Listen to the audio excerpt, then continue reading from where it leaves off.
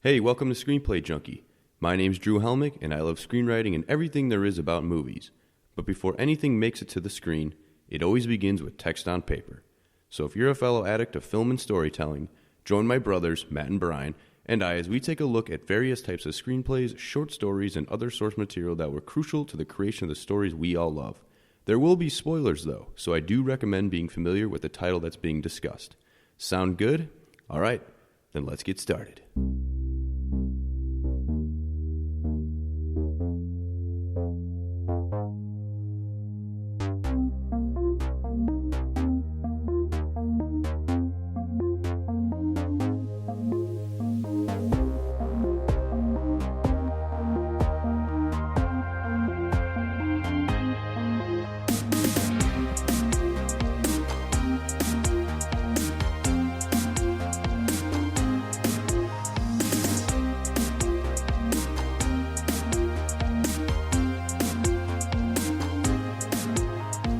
Welcome back, fellow story addicts, to Screenplay Junkie, episode number 62. Drew, Matt, and Bryan here, and today we have Stephen King's Maximum Overdrive. Also known as Trucks, as we'll find out very soon here. And I'm sure a lot of people are thinking, like, what is Maximum Overdrive, right? Yeah, exactly. Some of you are probably... It's definitely not a hugely famous movie, and it shouldn't be, as we all know. Yeah, what the hell is it? Well, it's a feature film version of Stephen King's short story that Bryan just mentioned called Trucks, but... we'll get to that eventually. Trucks. Yeah, I mean, I just want to talk strictly names here. Like, if you compare the names Trucks versus Maximum Overdrive, I mean... Trucks is way better, dude. Just so much better. You're out of your mind. No, Maximum Overdrive is a way better name. Come on, Drew. I agree. That's sarcasm. People didn't catch that. I was being facetious. Exactly. Maximum Overdrive is a way cooler name. Like Trucks. Trucks sounds like the name of a children's book. Yeah, it does. Tonka trucks. Like, we had those. Here's a fire truck. Yeah. Here's a garbage truck. Whereas, like, Maximum Overdrive is like, no, you're getting ran over by a truck. Exactly. You know. So what's the movie about? Oh, okay. Whoa, hey, bless you, sir. I'm so sorry about that. Allergies, you know. Are we good? Are we good to continue? Right. All right. Awesome. So let's just put this one into Maximum Overdrive, Matt. What's this movie all about? Sorry, I had to. I don't know what was worse, that or Bryan sneezing. I don't know what was worse. Yeah. But this movie came out in 1986 on July 25th, so summer blockbuster, right? Stephen King's first directorial debut, right? Whee! Pretty exciting. It's like a big actually, deal, probably. I'd probably be, as a viewer, as a reader fan, you'd be like, whoa, Stephen King. People who liked his books probably were psyched up about this. Yes. It's got a 5.5 out of 10 by the people. Okay. And it's got a 24 out of 100 by the critics. Wow. Ooh. Yeah, so. What about Rotten Tomatoes? Where are we Rotten Tomatoes at on this thing? I'll pull it up. On Rotten Tomatoes, it has a 15% by the tomato meter and a 50% audience. So, like, it's on par for both. Like, 50% of people like it in the audience. Okay, yeah. But the critics, they think it sucks. I mean, this movie has nothing. It's nothing that's like, exciting, oh my God, this is so cool. It's just, this is a movie you watch and you just have fun. That's it. Something I wonder is if it was intended to be funny, because it is funny. Is. So it was intended to be funny? It's listed as a comedy. Okay, well, list the genres when you read the IMDb it's info. action, comedy, horror. Okay. Yes. So it was intended to be funny. Cool. Is this just like critic based, or is this what King wanted? Yeah, that's what the movie's listed as. Directed and written by Stephen King. Short story based, it was a Stephen King short story that this movie was based on. And starring in the movie was Emilio Estevez as Bill Robinson. Then there's Pat Hingle, Laura Harrington, Yeardley Smith, John Short, Ellen McDuff, J.C. Quinn. I don't know. Emilio Estevez. One of the women in this is the voice of Lisa Simpson. Yep. Oh, is it Laura Harrington? I think Yeardley Smith. Wow. Did you click on her? I'll click on her right now. Yeah, click on her and see if that comes up. Yeah, the notable two names, most definitely. I mean, everybody else probably had a decent career, but Estevez. This is live research on the show. Yeah, she's Lisa Simpson. Yeah, correct. Man, that has to be like the money grab right there. Like, you got it made. If you're Lisa Simpson, she's right. She's pretty annoying in this movie. The Simpsons been on that show's been out since like 1988 or 89, I think. Yeah, like late 80s. This movie came out like a few years before the debuted season. Yeah, exactly. That's crazy to think about. Mm-hmm. But let's see. They made this movie for $10 million, and worldwide gross of only $7 million. So That makes sense. I could see that. Yeah. flop. Didn't do so well at the box office. Well, I can make sense of why it didn't make its money because it's not a very good movie. But I'm also a little surprised that it didn't make its movie, considering that Stephen King is at the forefront of it. I feel like a lot of Stephen King fans would have went and saw this movie, paid for it. Yeah, I think so too. And finally, I'll just say that the tagline for this movie was "Evil's Wheels." Nice. Come on, they could have tried a little I harder. know, right? That sucks. It's a horrible tagline. Evil's Wheels. Evil's Wheels. Okay. Hey, whatever. trucks come alive and they're trying to kill you. That's what this movie's all about. Yes. All right, that's all I got. Brian, I think I'm gonna Okay. toss it over to you. Monster trucks? Oh no, we're fucked. Is that what it says? No, that No, was he's another going one. back I to like some it. little. He's going back to the little taglines. I like that. Okay, That was but much better. Trivia, as we know, directed, written by Stephen King. And if you guys didn't know previously or just now, like I kind of learned, I heard a little bit about it, but he is a former cocaine addict. Yeah, and Yeah. alcoholic. Heavy like, with the blow. and heavy the alcohol. user. Heavy user. And I guess for this film specifically, he was coked out, unquote, coked out of my mind the entire time he was making the picture. Jeez, dude. All-time throughout directing, production, he was just out of his mind on cocaine and alcohol. I Yeah, guess he can just admit it. Yeah, At I least mean, he I can guess admit he's it. down the Steve. Gladly, he's out of it now. Yeah. Hopefully, but I mean, what down I this was- path in the '80s, he was admitted to being sober for only 3 hours a day. So that's sleep, probably. At times, yeah, maybe. It's only 3 hours a day sober. That's great. That's wild. It's like notable writing stories. He doesn't remember writing It, Pet Cemetery, Cujo. Those are just examples. of him. Wait, he just doesn't remember writing them? He doesn't remember writing. He was so just Damn, coked down. This like, guy on is like, alcohol. he's just like the peak definition of like a functional alcoholic or like drug addict. I mean, it's weird though, because I guess he could just get so hammered, and that would just access the dark part of his brain, you know, and then he would just write full story horror. I did see something too online because I looked this up a little bit, and I guess he would do a lot of writing in the morning, right when he woke up. That's when he liked to write. Yes. I suppose. So it's not like he was writing all of these stories while like he was totally messed up. But later in the day, as he was writing, yeah, like that was influencing the writing for sure. Definitely. I just don't understand how you can write well on autopilot. Yeah, I just like, don't understand grammatically that. and all that. Yeah. Impossible. A lot of fixing he has to do the next morning, but he's like, "Ooh, I like this idea though."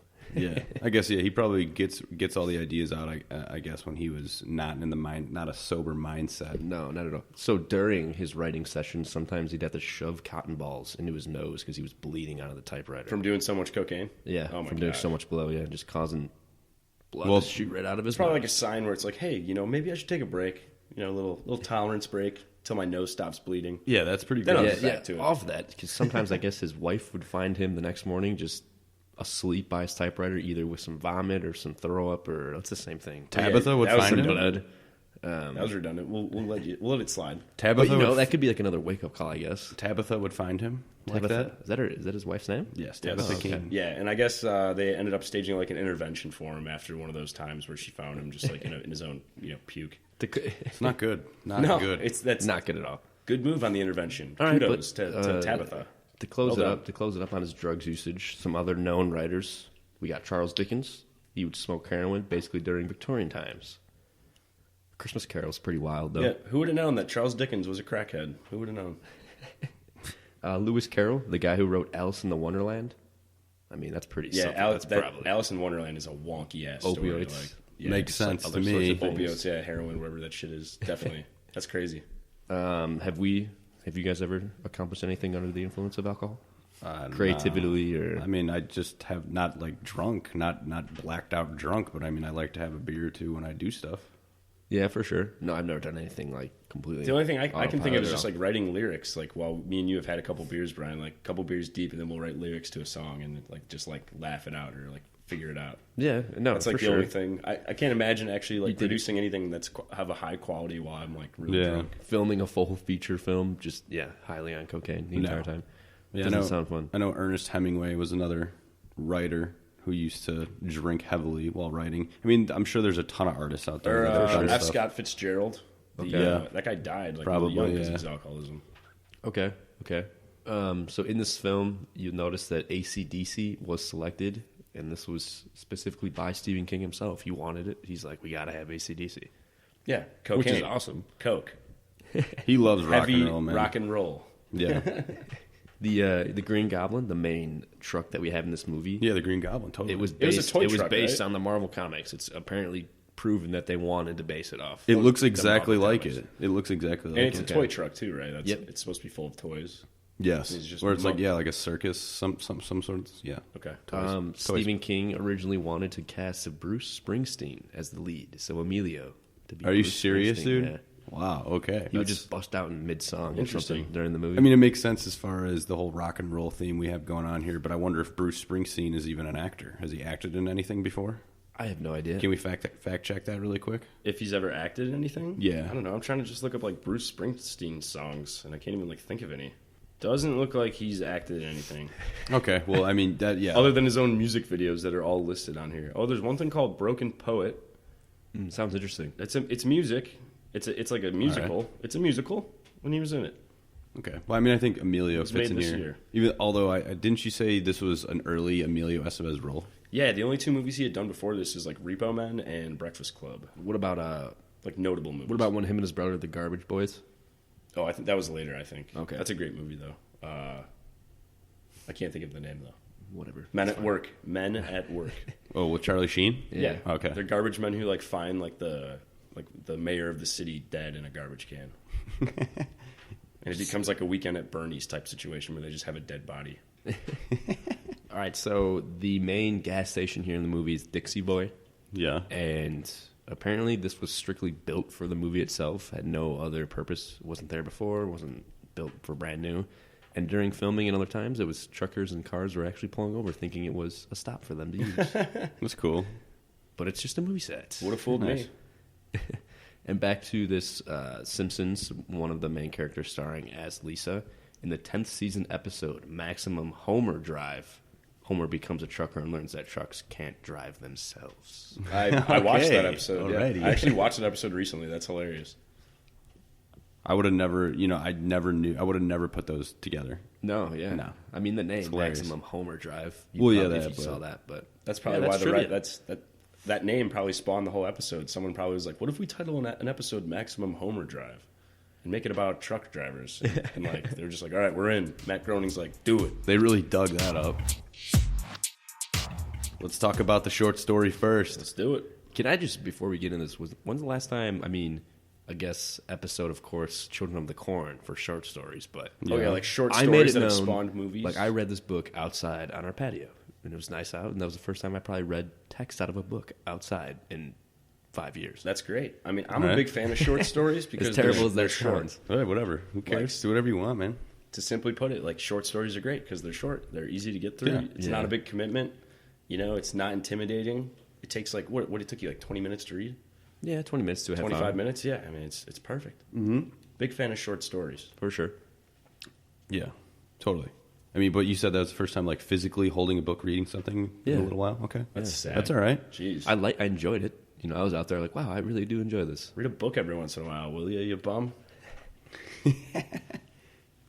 Life's my book. Coming from a guy who doesn't read many books. I don't know. I try to read as much as possible, but whatever, heard. man. I People read- like to do joking. different things. I So read that's all right. screenplays. Yeah. Many screenplays. Screenplays, yes. Yeah.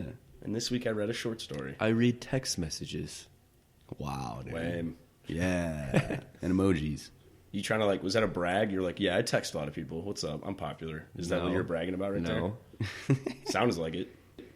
All right. Trucks was first published in the June 1973 issue of Cavalier magazine, which is an American magazine that was launched in 1952 that eventually evolved into a Playboy-style men's magazine and apparently still exists today. Cool. Cavalier magazine. That sounds like a magazine you'd open up, flip a few pages, and see some tits. Nice.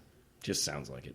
Like Cavalier. Playboy, Cavalier, like Cavalier. It's for men. I feel like I don't know why, but a lot of I feel like a lot of that I've gone and looked back to see where these Stephen King short stories had been published first. They're always in this style kind of magazine. Like Children of the Corn was published in Playboy, Yeah. I believe, or Hustler, like Penthouse, one of those things. You know, That's what guys like. We like to look at pictures of naked ladies, and we like to read get stories scared. that are You that are get very scared. scary and have maybe children killing people, or in this case, That's a good combo. Trucks killing people. I think that's a Erotic. good excuse. Very erotic. And then you read that, and then you flip a page, and then you look at some more tits. That's probably a good excuse to tell the wife, hey, no, I'm only getting these for these stories. I don't look at anything else in here. True. It's for the stories. Yeah. Good backup plan. Exactly. Yeah. It's such a tragedy that magazines have died. I agree. Yep. Yeah, dude. We used to get, Sports Illustrated all the time. Yeah. No more, man. Those were fun. Anyways, the story Trucks was later published in the Stephen King 1978 short story collection called Night Shift, which is where we all read it because we own that copy. It's cool, there's I don't know how many stories are in there, but looks like a bunch. Yeah, is there any other story in there that's like really notable? Like That's very famous one. That's where we were. That's where we read Children of the Corn. Oh, okay. When we did that episode. All right. Any other stories that are in there? I don't know. I can't think off the top of my mind. Okay. Yeah. Just curious. Yeah, but they are good though. You guys should check it out. So, what is the story of Trucks about? Well, it's about an unnamed narrator and a handful of strangers who find themselves trapped together in a freeway truck stop diner after semi-trailers and other large vehicles are suddenly brought to independent life by an unknown force and proceed to gruesomely kill every human in sight. Yeah. A crazy idea. Yeah, dude. You got machines, cars that are just alive. Nobody hitting that gas pedal. I mean, should we just spoil what this life force is? Like, why the trucks come alive? Should we just In the short story? Oh, in the short story, we don't know. Exactly. Correct. Yeah. It's unknown. That's In the movie, it's explained. But okay, Yes. we'll talk about. We'll that get there. We'll get there. Now, I always like to, as far as like prose fiction writing is concerned, people always are like, the first line of the story is very important. You've got to hook your reader. So I always love to look at, every time I read a story, I love to look at the first line and be like, okay, is this getting me involved? For example, the first line of this story is, the guy's name was Snodgrass, and I could see him getting ready to do something crazy. So what do you think about that? Does that get you hooked? Yeah, it's like, this guy's about to do something Who crazy. the hell is Snodgrass? What's he going to do? Yeah, I gotta keep reading. Gotta find Yeah, out. for sure. And it's funny you bring up like the importance of like an attention getter, right, of this story. Yes. And I just remember thinking back to like grammar school attention getters for like those like 5-paragraph essays they'd make you write. Geez. And every time I'd just be like, yo, onomatopoeia. Hit them with it. Boom, they're hooked. Like they're totally gonna want to read this essay now. Boom, bow, crash. And then The monster truck. Whoa! I gotta keep reading. It sounds catastrophic. Exactly, onomatopoeia, man. Shout out to onomatopoeia. I think what gets in the way of this hook, though, besides wanting to know what this guy's going to do, is the guy's last name. I just think this guy's last name is hilarious. It's Snodgrass. It's one of the best last names I've ever heard. I was It's going pretty to hilarious, mention that a little later on. Just like it's one of the best names of all time. Snodgrass. Like I thought that I think it's a good intro, but it's also kind of funny For sure. It's just because the guy's name. The comedy of the name also adds to this character because he doesn't even like do anything, say anything. All he does is just go get killed like instantly. In the grass. Yes, he he literally goes airborne. A truck hits him and like doesn't run him over. It just sends him flying like on a parabola, like straight up in the air, and then he drops down into a ditch. Yeah, it says he breaks his back and his suffers. legs. Yeah. That's what happens when your last name's Snodgrass. Like, that's what man. you're gonna get. So the story starts off in chaos in a highway diner, like we said, where our unnamed narrator, diner staff, truckers, and other travelers are trapped because self-driving semi-trucks are circling the diner nonstop. So they try to survive, and that's basically what the story's about. And like we said earlier, how these trucks are alive is unknown, and it's only trucks in this story that are alive who try to kill these people. Yeah, smaller trucks too, though, like a Ford F-150, something like that. Like, Yeah. those were driving around too, and like hurting people with Yeah. no one behind the wheel. Right. So, I mean, with this premise of vehicles driving around trying to kill people, you may be wondering, well, why don't the people in the story just wait for the trucks to run out of gas and then they'll be good, right? Yep. Yeah. That's a plausible thought to have. Well, the characters have that thought too. But a bulldozer threatens to drive into the diner when these trucks start to run out of gas, and these trucks start to speak in Morse code, asking the people, well, actually not asking, threatening the people to fill them up with gas. Which is And magically there's somebody in this diner that knew Morse code. Of course, you have to. Of course. how about more magically the trucks knew Morse code? I feel like that's the more magical part of this this equation here. Very true. What the hell? Like what the actual hell? It was great. It was great. So the trucks are saying things like attention over and over again. And then they even go up to the length of saying, someone must pump fuel. Someone will not be harmed. All fuel must be pumped. This shall be done now. Now someone will pump fuel. It's like hilarious. I love how the incomplete sentences. Very specific. I love the parts where they're just like, attention, attention. Yeah. I mean, at this point, it made me think that, like, in the short story here, that it was like aliens behind these trucks or something. Yeah. Because how else would they understand human language and, like, know to do Morse code? I don't know. I guess, they were just intelligent to teach themselves. I don't know. That's a great question. How they knew how to do it. AI. Very good, Common. Thanks. You really provided a lot to the conversation there, Bryan. Thank you so much. So now that they're in this predicament, they have to take a vote of what to do. Whether they're going to fill up the trucks or they're going to try and fight them. Yeah. But one guy in the diner mentions that if they do fill them up, then they'll just become the truck's slaves for the rest of their lives, pumping their gas, changing their oil filters, washing them, and all sorts of other vehicle type upkeep. Does that sound like a fun life? No.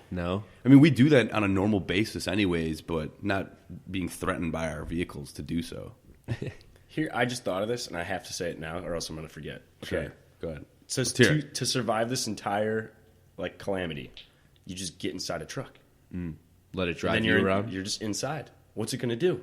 Crash into another truck? Maybe try to throw you out? Sacrifice itself?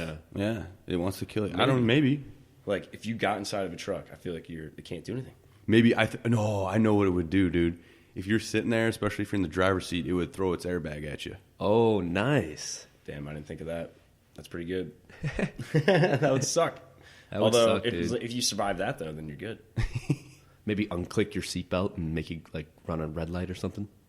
Run a red light? Or you could just manually maybe take over and fight it. I don't know. Yeah. Nobody tried that. The problem would be getting inside the truck, though, without getting run over first. I guess that. Maybe it would have the doors locked, too. So like, that's true. It's just like click, and it locks the doors, and you can't even get in. Yeah, you'd have to survive that first.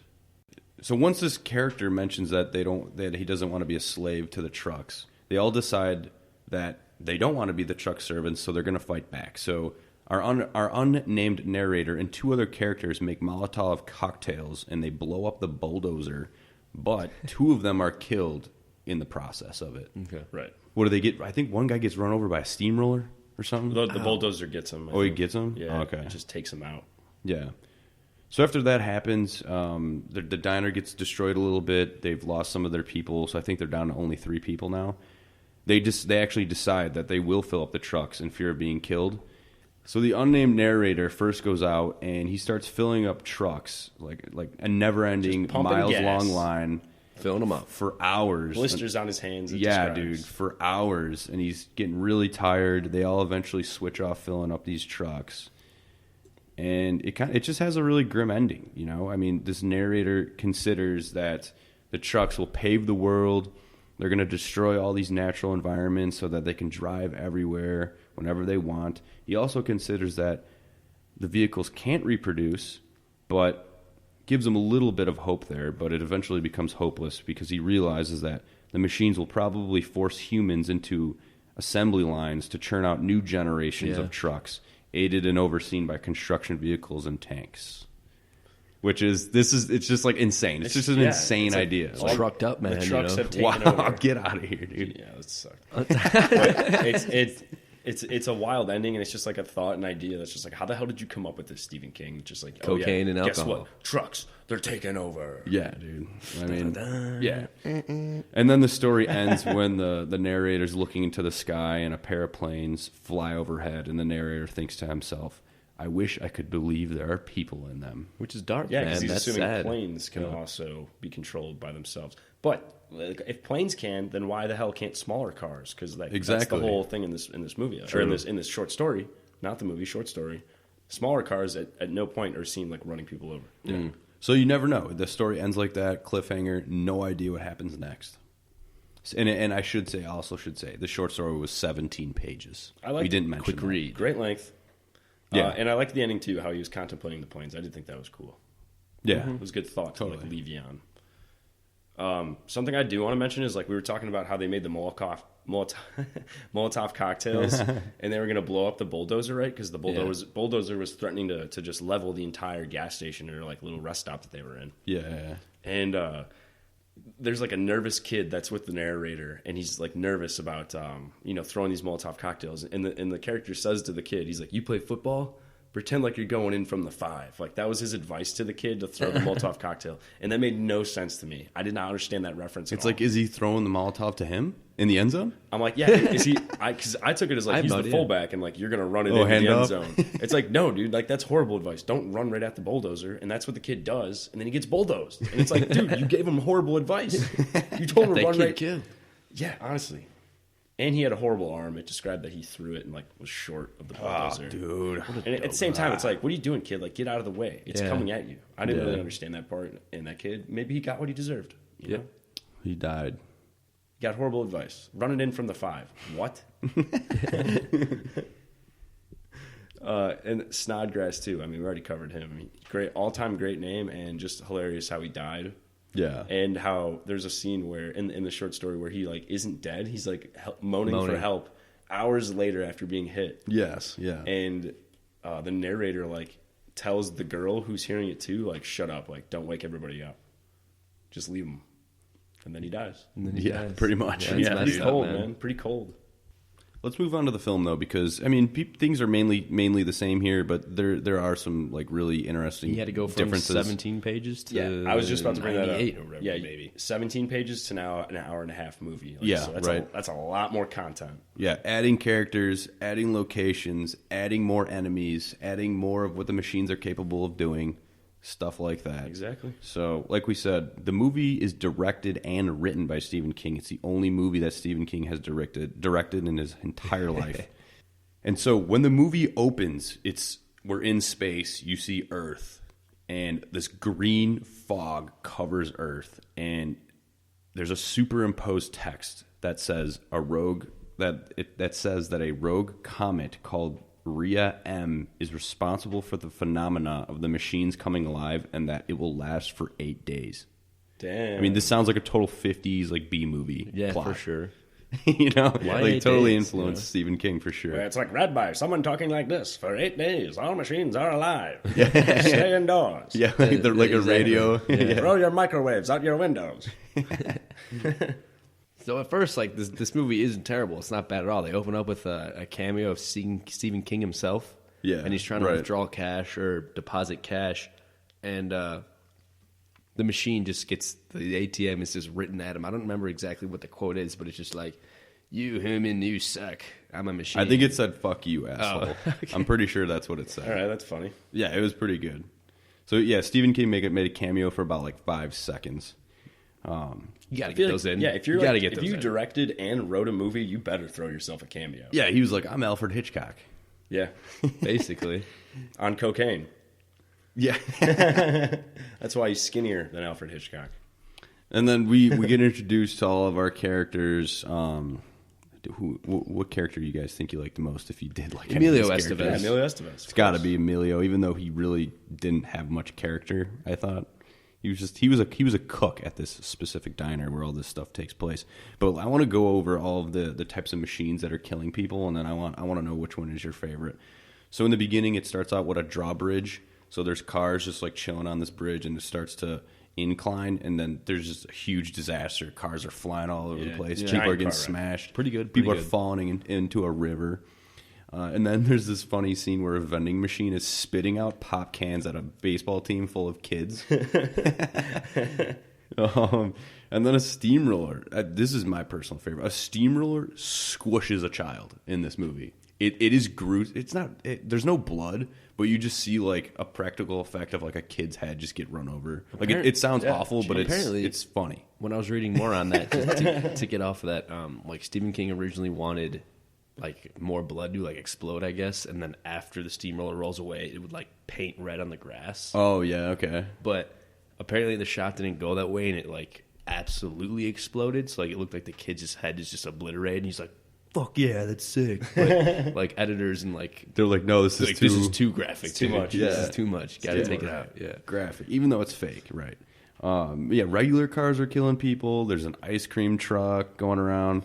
There's even a guy who dies from a dead guy with a cassette player and headphones in his ears. He's dead from a cassette player. It's They okay. insist that somebody died from a lawnmower too. A lawnmower. Ooh, that's tough. Tough way to go. Arcade games like pinball. What about the machine gun truck, though? Oh, the machine gun truck is amazing. Don't forget about the truck with a machine gun on it. There's a drive-through that talks to people. It doesn't kill anybody.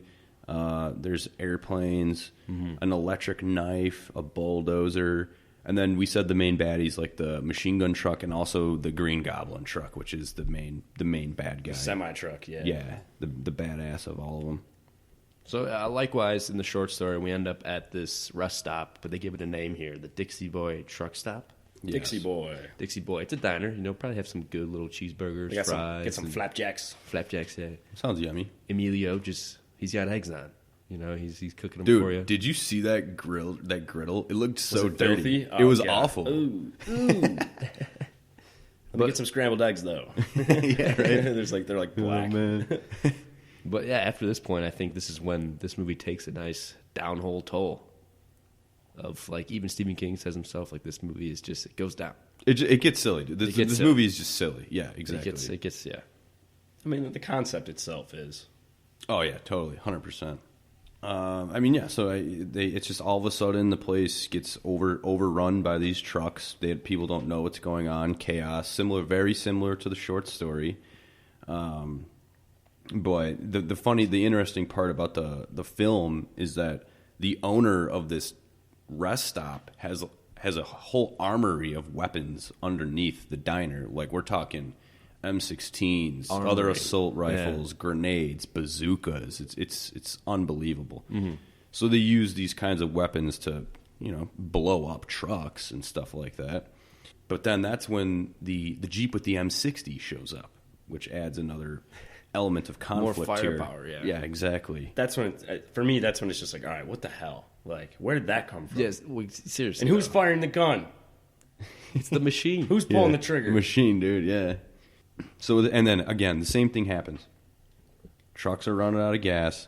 Do the whole Morse code deal.